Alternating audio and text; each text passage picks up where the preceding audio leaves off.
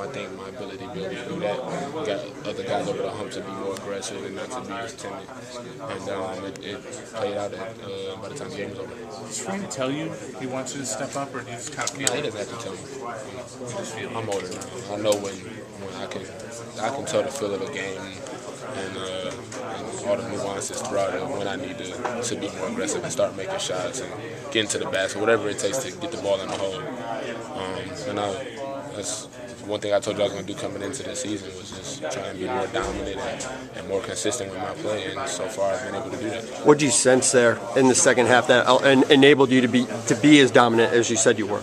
Well, I thought when they took the lead, Athens got that and one, and they took the lead by 3, I want to say. Mm-hmm. And I just saw memories of the Villanova game, and I didn't want that to happen again. You know, you got to learn from games like the Villanova game, and we did. And as you can see, it helped us here tonight to be able to pull this game out. So everything's a learning process, and you just got to try not to make the same mistake twice. And that's what we're doing right now, and it's, so far we've been successful in making those adjustments. Was there anything to having a smaller lineup out there for most of the second half, particularly like when you went on that run and had that stretch where you got back in it? It was a small lineup compared to what we could have been, but we were still bigger than them.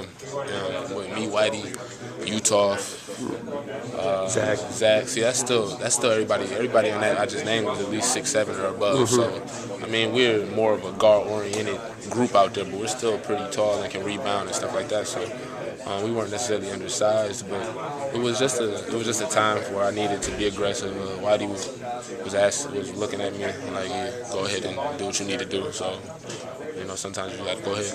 What does it say about this team, the fact that you had played 3 games in 3 days down there, and then you have the issues coming home, and then you're able to come back out here tonight and get it together and be able to win a game like this? It just shows the kind of character we have around us. You know, we got older guys that have been through the wars.